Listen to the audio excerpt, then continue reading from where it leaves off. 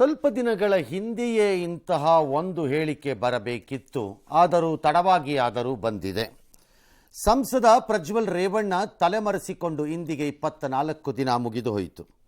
ಆತ ಎಲ್ಲಿದ್ದಾರೆ ಎಂಬ ಸುಳಿವು ಯಾವನ ಕೈಲೂ ಇಲ್ಲ ಅಂತ ನಾವು ಅಂದ್ಕೊಂಡಿದ್ದೀವಿ. ಈತನ ಪಾಸ್ಪೋರ್ಟನ್ನು ರದ್ದು ಮಾಡುವಂತೆ ಈಗ ವಿದೇಶಾಂಗ ವ್ಯವಹಾರಗಳ ಸಚಿವಾಲಯಕ್ಕೆ SIT ಕರ್ನಾಟಕ ಪತ್ರವನ್ನು ಬರೀತಾ ಇದೆ.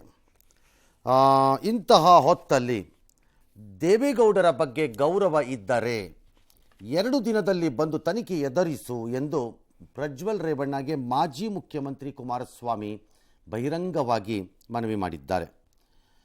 ಪ್ರಜ್ವಲ್ ವಿದೇಶಕ್ಕೆ ಹೋಗುತ್ತಾನೆ ಅಂತ ಗೊತ್ತಿರಲಿಲ್ಲ, ಗೊತ್ತಿದ್ದರೆ ನಾವು ಕಳಿಸ್ತಾ ಇರಲಿಲ್ಲ. ವಿದೇಶದಿಂದ ವಾಪಸ್ ಬರಲು ಮನವಿ ಮಾಡಿಕೊಳ್ಳಲು ದೇವೇಗೌಡರು ಕೇಳಿದೆ, ಆದರೆ ಈಗ ಅವರ ಬದಲು ನಾನೇ ಮಾಡುತ್ತಿದ್ದೇನೆ. 48 ಗಂಟೆಯ ಒಳಗಡೆ ಬಂದು ಹಾಜರಾಗಬೇಕು, ತನಿಖೆಯ ಜೊತೆ ಸಹಕರಿಸಬೇಕು, ನಾನೇ ಕರೀತಾ ಇದ್ದೀನಿ, ಕೈ ಮುಗಿದು ಕೇಳ್ಕೋತೀನಿ ಅಂತ ಅಂದರು. ಈ ಪೆನ್ಡ್ರೈವ್ ಹಿಂದೆ DKC ಕೈವಾಡ ಇದೆ ಅಂತ ಮತ್ತೆ ಕುಮಾರಸ್ವಾಮಿ ಆರೋಪ. DKC ಅದನ್ನು ತಳ್ಳಿ ಹಾಕಿದ್ರು.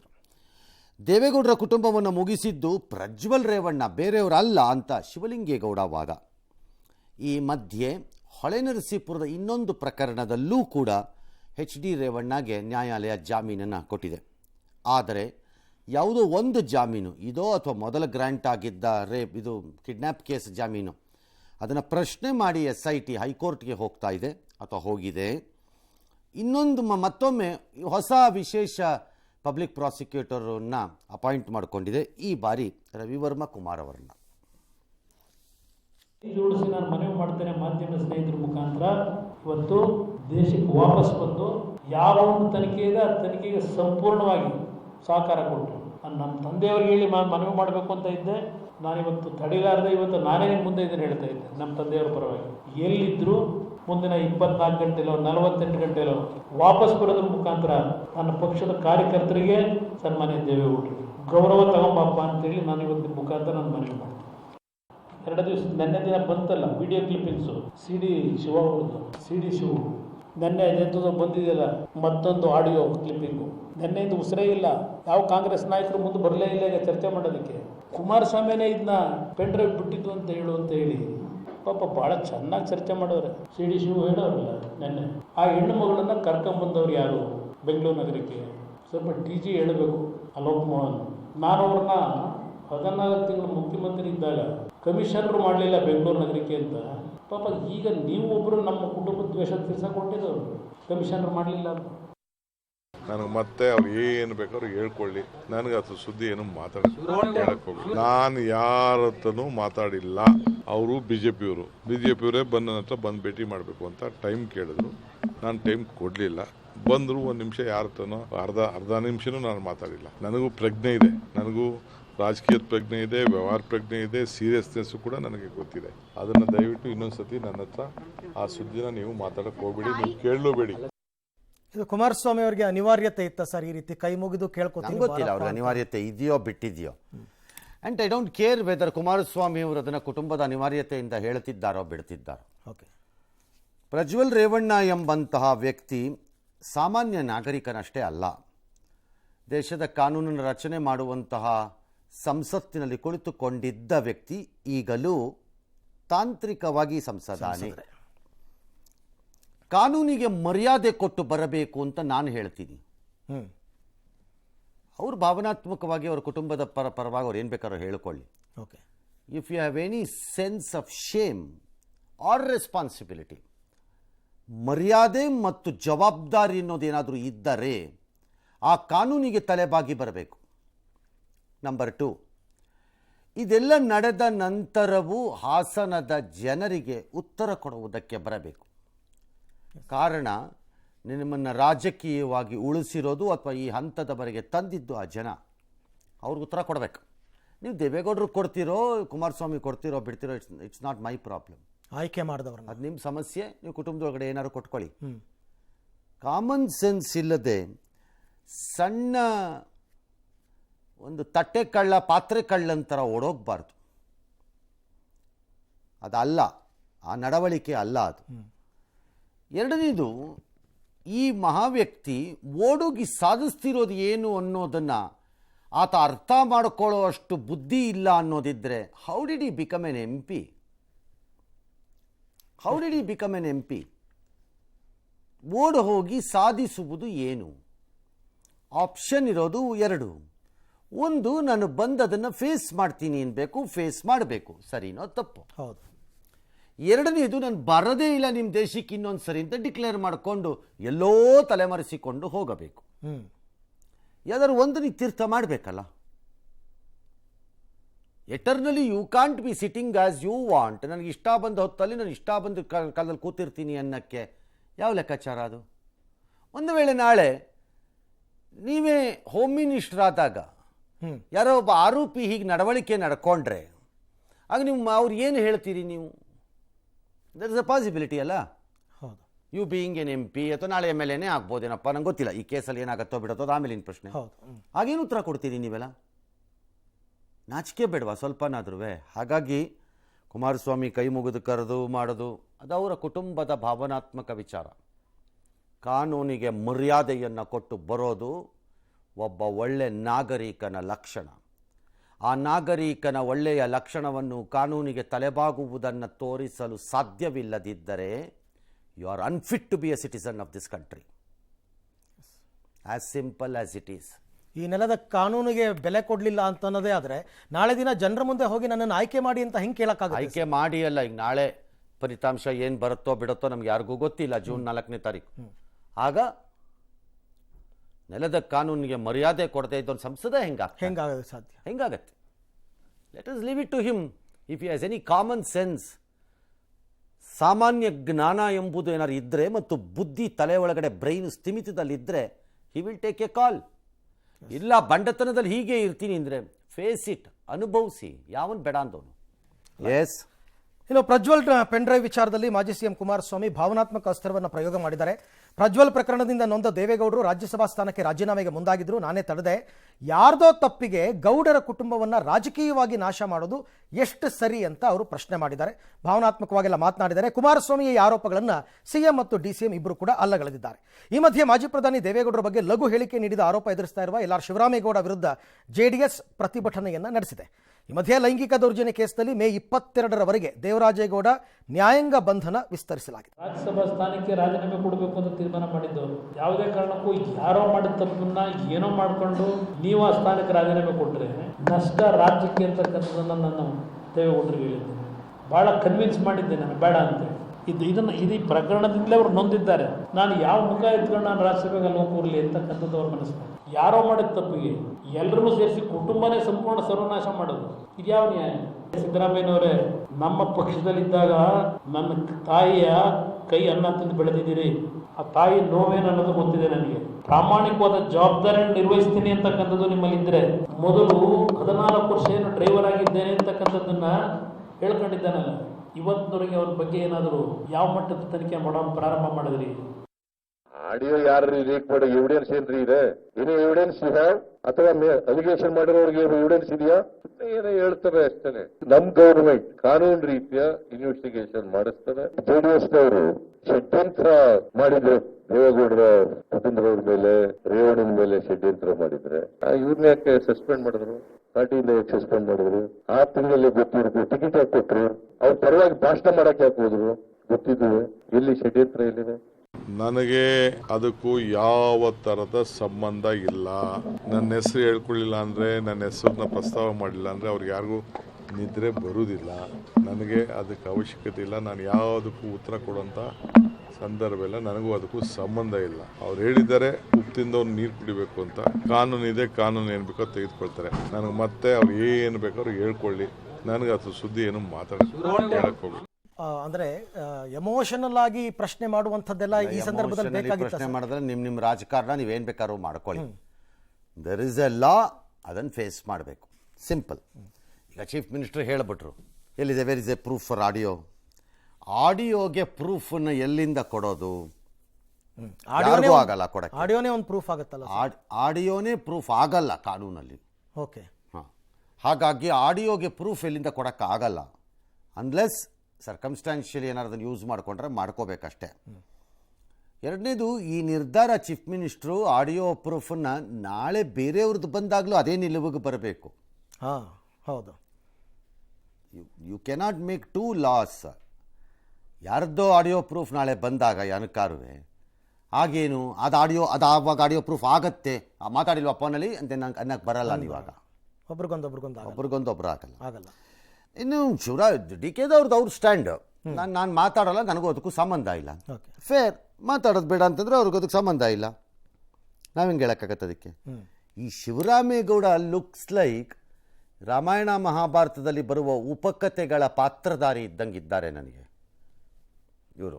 ಇವರು ಮೇನ್ ಮೂವಿಯ ಪಾತ್ರಧಾರಿ ಅಲ್ಲ, ಉಪಕಥೆಗಳು ಬರುತ್ತವೆ, ಅದರಲ್ಲಿ ಒಂದಷ್ಟು ಪಾತ್ರಧಾರಿಗಳು ಬರ್ತಾರೆ. ಆ ಪಾತ್ರಧಾರಿ ಇದ್ದಂಗಿದೆ ಇದು ಕೇಸ್. ನನಗೆ ಸುಮ್ಮನೆ ಇಲ್ಲದೆ ಮೈ ಮೇಲೆ ಚೇಳು ಬಿಟ್ಕೊಳ್ಳೋದು ಅಂತಂದ್ರೆ ಇದೇನೆ ನನ್ನ ಪ್ರಕಾರ. ರಾಜಕೀಯ ಹೆಂಗಾರು ಮಾಡಲಿ, ಸಾವು ಗೀವು ಅಂತೆಲ್ಲ ಮಾತನಾಡೋದು ಅವೆಲ್ಲ ದೇವೇಗೌಡರ ವಿಚಾರದಲ್ಲಿ, ಯಾರ ವಿಚಾರದಲ್ಲಾದರೂ ಅಷ್ಟೇ. ನನ್ನ ಪ್ರಕಾರ he has unnecessarily interfered, thinking that ನನಗೆ ಪೊಲಿಟಿಕಲಿ ಇದರಿಂದ ಒಂದು ರಿವೈವಲ್ ಆಗಬಹುದು, ಹೊಸ ಜೀವನ ಸಿಗಬಹುದು, ಕಾಂಗ್ರೆಸ್ನವ್ರು ನನ್ನನ್ನು ಮೆಚ್ಕೋಬೋದೇನೋ ಅಥವಾ ಕಾಂಗ್ರೆಸ್ಗೆ ನನ್ನ ಹತ್ರ ಆಗಬಹುದೇನೋ ಅಂತ ಅವರ ಲೆಕ್ಕಾಚಾರ ಇರ್ಬೋದು. ಓಕೆ, ಅದು ಸ್ವಲ್ಪ ಬ್ಯಾಕ್ಫೈರ್ ಆಗಿರ್ಬೋದು ಅಷ್ಟೇ ಈ ಪ್ರಕರಣದಲ್ಲಿ. ಬಟ್ ಇವ್ರನ್ನೂ SIT ಅವ್ರು ಪ್ರಶ್ನೆ ಮಾಡ್ಬೋದಲ್ವ ಸರ್? ಮಾಡಬಹುದು, ಮಾಡಬಾರ್ದು ಅಂತ ಏನಿಲ್ಲ. ಈಗೇನು ಅಯ್ಯೋ ಹೋಗ್ಬಿಟ್ಟಿತ್ತು. ಈ ಹೊತ್ತಲ್ಲೇ ಈ ಎಲ್ಲ ಗೋಜಲು ಗಲಾಟೆ ಗೊಂದಲಗಳ ಮಧ್ಯೆ ರಾಜ್ಯ ಸರ್ಕಾರ ಇವತ್ತು 1 ವರ್ಷವನ್ನು ಪೂರೈಸಿದೆ. ಬೆಂಗಳೂರಿನಲ್ಲಿ ಸುದ್ದಿಗೋಷ್ಠಿ ಮಾಡಿದಂಥ ಮುಖ್ಯಮಂತ್ರಿಗಳು ಗ್ಯಾರಂಟಿಗಳನ್ನು ಸೇರಿ ಸರ್ಕಾರದ ಸಾಧನೆಗಳನ್ನು ಹೇಳಿದ್ದಾರೆ. ಬಹು ಸಹಜವಾಗಿ ನೋಡದಂತೆ ನಡೆದಿದ್ದೇವೆ. ಸಂಕಷ್ಟದಲ್ಲೂ ಗ್ಯಾರಂಟಿ ಯೋಜನೆಗಳನ್ನು ಜಾರಿಗೊಳಿಸಿದ್ದೇವೆ. ಯಾವುದು ಸಂಕಷ್ಟ ಇಸ್ ಮೈ ಕ್ವಶನ್. ಬರ ಒಂದೇ ಆದರೆ ಇಟ್ಸ್ ಓಕೆ, ಅಕ್ಸೆಪ್ಟೆಡ್ ಸಂಕಷ್ಟ. ಅದು ಅದಕ್ಕೆ ಯಾರು ಕಾರಣರಲ್ಲ, ಯಾರು ಜವಾಬ್ದಾರರಾಗಕ್ಕಾಗಲ್ಲ. ಇನ್ನು ಉಳಿದಿದ್ದು ಯಾವುದು ಸಂಕಷ್ಟ ಅಂದರೆ BJP ಗೌರ್ಮೆಂಟ್ ಹೋಗೋ ಸಂದರ್ಭದಲ್ಲಿ ಬೊಕ್ಸ ಎಲ್ಲ ಖಾಲಿ ಮಾಡಿ ಹೊಟ್ಟೋಗಿದ್ರು. ಆ ಸಂದರ್ಭದಲ್ಲೂ ನಾವು ಹಾಗೆಲ್ಲ ಹೇಳೋಕ್ಕಾಗಲ್ಲ. ಫಿನಾನ್ಸ್ ಮ್ಯಾಟರ್ಸಲ್ಲಿ ಯಾವುದೇ ಕಾರಣಕ್ಕೂ ಯೋಜನೆ ಸ್ಥಗಿತಗೊಳಿಸಲ್ಲ. ನೀವು ಗೊಳಿಸೋಕ್ಕಾಗಲ್ಲ ಅಂತ ನನ್ನ ವಾದ. ನಾವು ಗೊಳಿಸಲ್ಲ ಅಂತ ಹೇಳೋದು ನನಗೆ ಸುದ್ದಿ ಅಲ್ಲ. ನೀವು ಗೊಳಿಸೋಕ್ಕಾಗಲ್ಲ. ಈ ದೇಶದಲ್ಲಿ ಕೊಟ್ಟಿದ್ದನ್ನು ಹಿಂಪಡೆಯುವುದು ಅಷ್ಟು ಸುಲಭ ಅಲ್ಲ. ಬಳುವಳಿಗಳ ರೂಪದಲ್ಲಿ ಅಭಿವೃದ್ಧಿ ಕಾರ್ಯಗಳು ಕುಂಠಿತ ಆಗಿಲ್ಲ ಅಂತ ಹೇಳಿದ್ದಾರೆ. ಆಗಿಲ್ಲ ಅಂತ ಜನರಲ್ ಸ್ಟೇಟ್ಮೆಂಟ್ ಆದ್ರೆ ಆಗಲ್ಲ. ಇಟ್ ಈಸ್ ವಿಸಿಬಲ್ ಆನ್ ಗ್ರೌಂಡಲ್ಲಿ ಕಾಣಿಸ್ತಾ ಇದೆ, ವರ್ಕ್ಸ್ ಆಗ್ತಲ್ಲ. ಎಕ್ಸೆಪ್ಟ್ ಈಗ 2 ತಿಂಗಳಲ್ಲಿ ಬಿಡೋಣ, ಮಾಡಲ್ ಕೋಡ್ ಆಫ್ ಕಾಂಡಕ್ಟ್ ಬಂದಿದೆ, ಇದೆಲ್ಲ ಆಗಿದೆ. ಅದು ಬಿಟ್ಟರೆ there are no works happening ಅನ್ನೋ ರಿಪೋರ್ಟ್ಸು ಸತತವಾಗಿ ಬರ್ತಾ ಇದೆ ಗ್ರೌಂಡ್ಸಿಂದ. ಏನೋ ಬೆಲೆ ಏರಿಕೆ, ಹಣದುಬ್ಬರ, ಅದು ಇದು ಎಲ್ಲ ಹೇಳಿದ್ದಾರೆ. ಈ ಮಧ್ಯೆ BJPಯವರು ಅವ್ರನ್ನ ಪಾಪರ್ ಅವರು ಅಂತೆಲ್ಲ ಹೇಳಿದ್ದಾರೆ. ಅದಕ್ಕೆ ಅವ್ರು ಆಗಲ್ಲ, ಯಾವ ಪಾಪರು ಇಲ್ಲ, ಸಂಪುಟ ವಿಸ್ತರಣೆ ಮಾಡಲ್ಲ ಅಂತಂದಿದ್ದಾರೆ. ಕರ್ನಾಟಕದಿಂದ ಯಾರು ಇದು ನೀವು CM ಏನಾರು ಆಗ್ತೀರಾ? ನಾನಲ್ಲ, ಕರ್ನಾಟಕದಿಂದ ಯಾರೂ CM ಇಲ್ಲ ಅಂತಂದಿದ್ದಾರೆ. ಖರ್ಗೆನೂ ಸೇರಿಸ್ಕೊಂಡೇ ಹೇಳ್ದಂಗೆ ಇದೆ. ಸರ್ಕಾರ ಸಾಲ ಮಾಡಿರೋದು ನಿಜ, ಆದರೆ ವಿತ್ತೀಯ ಶಿಸ್ತಿನ ಮಿತಿಯಲ್ಲಿ ಇದೆ ಅಂತ ಹೇಳಿದ್ದಾರೆ. ಐ ಡೋಂಟ್ ನೋ, ನಾನು I to cross check it again. ಯಾಕಂದ್ರೆ ನನ್ನ ಹತ್ರ ಫಿಗರ್ಸ್ ಇಲ್ಲ ಈಗಿಲ್ಲಿ. ಹಾಗಾಗಿ ವಿತ್ತೀಯ ಮಿತಿ ಅಂತಂದರೆ ಯಾವುದನ್ನು ಮಿತಿ ಮಾಡಿಕೊಳ್ಳುತ್ತೀರಿ, ಓಕೆ, ಯಾವುದನ್ನು ಮಿತಿ ಮಾಡ್ಕೋತೀರಿ ಅನ್ನೋದ್ರ ಮೇಲೆ ಹೋಗುತ್ತೆ. ಏನೋ ಅವರು ಸರ್ಕಾರದ ಸಾಧನೆ ಅವ್ರಿಗೆ ಹೇಳಿದ್ದಾರೆ. ಗ್ಯಾರಂಟಿಗಳನ್ನ ಸಂಪೂರ್ಣವಾಗಿ ಜಾರಿ ಮಾಡಿದ್ದೀವಿ. ಇದಕ್ಕೋಸ್ಕರ 23-24ರಲ್ಲಿ 36,000 ಕೋಟಿ ರೂಪಾಯಿಗಳನ್ನ ಈ 5 ಗ್ಯಾರಂಟಿಗಳಿಗೆ ಖರ್ಚು ಮಾಡಿದ್ವಿ. ನಾವು ಈಗ ಜಾರಿ ಮಾಡಿದ್ದೀವಿ. ಅಭಿವೃದ್ಧಿ ಕೆಲಸಗಳು ಕೂಡ ನಿಂತಿಲ್ಲ. ಯಾವ ಕಾರಣಕ್ಕೂ ಕೂಡ ಜನ ನಮಗೆ ಆಶೀರ್ವಾದ ಮಾಡಿ 5 ವರ್ಷದವರೆಗೆ ಕಳಿಸಿದ್ದಾರೆ, ಅಲ್ಲಿವರೆಗೂ ಕೂಡ ಈ ಗ್ಯಾರಂಟಿ ಯೋಜನೆಗಳನ್ನ ಜಾರಿ ಕೊಡ್ತೇವೆ. No question of stopping any guarantee ಯೋಜನೆ. ನಮಗೆ ಯಾವುದೇ ಆಲೋಚನೆ ಇಲ್ಲ. ರೀಸಫಲ್ ಮಾಡ್ತಕ್ಕಂಥ ಆಲೋಚನೆ ಆಗ್ಲಿ ಆ ಪ್ರಸ್ತಾಪ ಅಲ್ಲಿ ನಮ್ಮ ಮುಂದೆ ಇಲ್ಲ. ಕರ್ನಾಟಕದಿಂದ ಯಾರು ಪ್ರಧಾನಮಂತ್ರಿ ಆಗೋರು ನೇಹಾ ಮರ್ಡರ್ ಕೇಸ್ನಲ್ಲಿ ನಾವು ಅಪರಾಧಿಯನ್ನ ಹಿಡಿದಿದ್ದೇವೆ. ಮತ್ತೆ ಅಂಜಲಿ ಮರ್ಡರ್ ಆಗಿದೆ, ಅದು ಆಗಬಾರ್ದಾಗಿತ್ತು, ಆಗಿದೆ. ಸರ್ಕಾರದಲ್ಲಿ ಆಲ್ ರೈಟ್. ಈ ಇಡೀ ಇದರಲ್ಲಿ 1 year ಸಂತೋಷ, ಕಂಗ್ರ್ಯಾಚುಲೇಷನ್ಸ್, 1 year ಕಂಪ್ಲೀಟ್ ಮಾಡಿದ್ದೀರಿ, fair. Okay. But on financial side ಆರ್ಥಿಕವಾಗಿ ಹೇಳಬೇಕು ಅನ್ನೋದಿದ್ರೆ 36,000 ಕೋಟಿ ಈ ವರ್ಷ ಆಗಿದೆ ನನಗೆ 23-24ರಲ್ಲಿ ಅಂತ ಇದ್ದಾರೆ. ಬಟ್ 24-25ರಲ್ಲಿ ನಿಮ್ಗೆ ಅದು ಜಾಸ್ತಿ ಆಗತ್ತೆ. ಯಾಕಂದ್ರೆ 23-24ರಲ್ಲಿ 3 ತಿಂಗಳೋ 4 ತಿಂಗಳೋ ಬಿಟ್ಟು ಜಾರಿಗೆ ಬಂತದ್ದು ನಿಮಗೆ.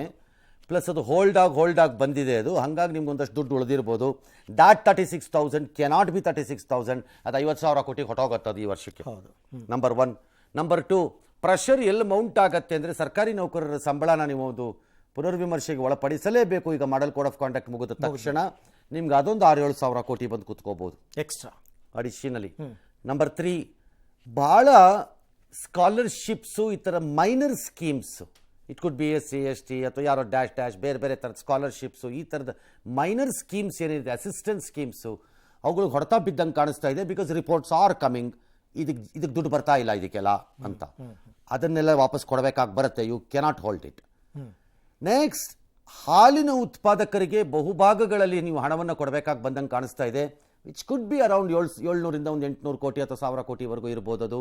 ಅದು ಬಂದು ಆ್ಯಡ್ ಆಗ್ತಾ ಕೂತ್ಕೊಳ್ಳುತ್ತೆ ಪ್ರೆಷರ್ಸಲ್ಲಿ. ಓಕೆ. ಈ ಎಲ್ಲದರ ಮಧ್ಯೆ ನೀವು